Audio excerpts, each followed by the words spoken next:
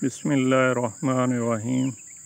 आज हम पिकनिक के मसाइल पे बात करेंगे जो अमूमी तौर पे बागात के दोस्तों को आते हैं। वो क्यों आते हैं, उनकी क्या वजूहात हैं, वो हम तफसील से डिस्कस करेंगे।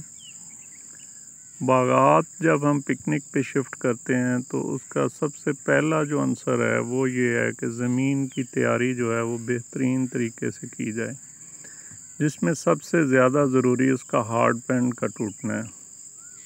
जब तक ज़मीन का हार्ड पैन नहीं टूटता आपकी सीपेज दूर तक नहीं जाती।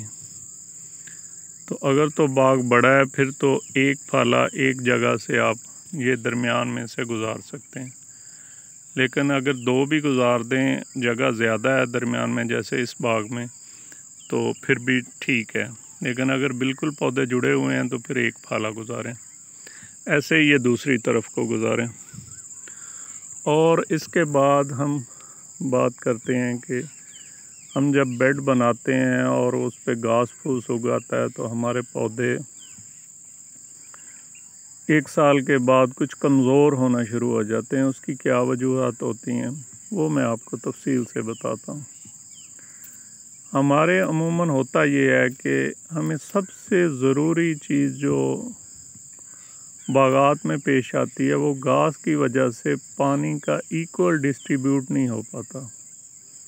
यानी कि शुरू के पौधों को ज़्यादा पानी मिलता रहता है और एंड के पौधों को बिल्कुल थोड़ा मिलता है, वो घास की वजह से। अगर हम उसका कोई अच्छा इंतज़ाम कर लें तो हमारे जो बाग है वो बिल्कुल उसकी रंगत पलाहट पे नहीं आएगी। दूसरी चीज़ उसमें ओवर वाटरिंग होती है कि हम बिना देखे बग़ैर किसी वो सिर्फ गर्मी को देख के पौधे को पानी देते रहते हैं, क्योंकि खेलियों में पानी हमारा कम यूज़ होता है, इसलिए पानी हमारे पास एक्स्ट्रा होता है। वो हर हफ्ते ही तकरीबन जी वो गर्मी बढ़ी है तो जी हमने पानी लगा दिया। इससे फिर पौधे में न्यूट्रिएंट्स की कमी वाक़या होनी शुरू हो जाती है। तीसरी चीज़ आप ऑर्गेनिक मैटर की कमी है। हमारी ज़मीनों में शदीद किस्म की ऑर्गेनिक मैटर की कमी है, जिससे फिर हमारे वो जो सीपेज है वो ज़्यादा दूर नहीं जाती और ज़्यादा देर ज़मीन पानी को होल्ड नहीं रखती। उसके लिए हमें सबसे पहले जब हम इस पे शिफ्ट हों तो थिक किस्म का जो जंतर है वो उगा लें। वो आप छटा करके बेड के दरमियान उसको बेड बना दें और आपका जंतर जो है उसको उगा होना चाहिए। जितना रूट सिस्टम ज़मीन के अंदर होगा उतना आपका बाग बेहतर होगा। और तीसरी चीज़ कि इसमें आप ऊपर थोड़ी बहुत अगर कंपोस्ट वगैरह यूज़ करें तो उससे भी ऑर्गेनिक मैटर बहुत जल्दी हो जाता है। और एक चीज़ जहन में रखें कि बागात में जो पौधे हैं ये पानी की स्ट्रेस, यानी कि पानी ना होने की स्ट्रेस तो बर्दाश्त कर लेते हैं, पानी की कमी को तो बर्दाश्त कर लेते हैं, लेकिन पानी की ज़्यादती को ज़्यादा देर बर्दाश्त नहीं कर पाते।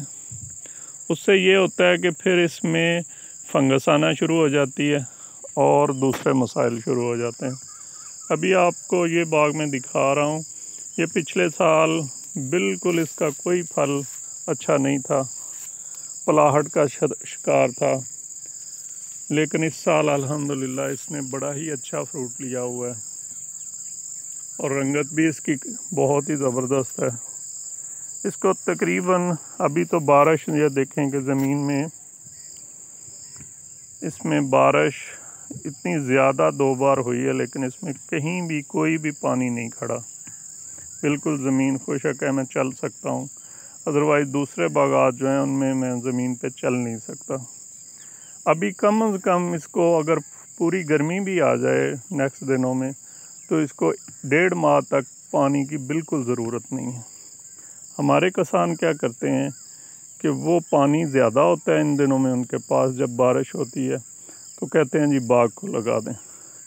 उससे ये होता है कि फिर आपकी ज़मीन जो है वो पानी की ज़्यादती की वजह से न्यूट्रिएंट्स की कमी होनी शुरू हो जाती है, तो उसके साथ ही पलाहट का शिकार होना शुरू हो जाते हैं। पौधे को जब आप पानी रोक कर देंगे, उसकी ज़रूरत के मुताबिक देंगे। बल्कि जो सिट्रस का पौधा है, इसको मेरा ख्याल है कि पूरे साल में 5 या 6 पानी से ज़्यादा पानी नहीं लगने चाहिए। वो भी गर्मियों के शदीद गर्मी के दिनों में आप 15 से 20 दिन में लगा सकते हैं एक पानी। और इसके अलावा इसको इतनी ज़्यादा सर्दी में भी ज़रूरत नहीं होती। तो बारिशों के दिनों में तो हमें बिल्कुल भी पानी इसके पास नहीं करना चाहिए।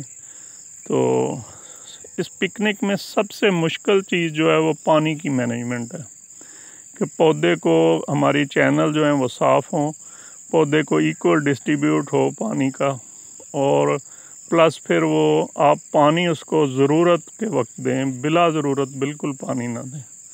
और साथ अगर आप कंपोस्ट वगैरह यूज़ कर लें या जानवरों के पाँव के नीचे आके बारीक जो मली सी बन जाती है वो उठा के अगर पौधों के चारों तरफ आप बखेर दें, पतली सी तय उसकी, तो उसमें फिर कीड़ों को दावत मिल जाती है। वो न्यूट्रिएंट्स भी पैदा करते हैं और कीड़े भी काफ़ी मकदार में आ जाते हैं जो उसको सॉफ्ट करना शुरू कर देते हैं ज़मीन को।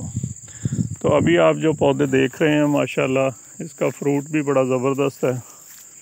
और ये साइज़ देखें इसका कितना आला साइज़ बन गया है।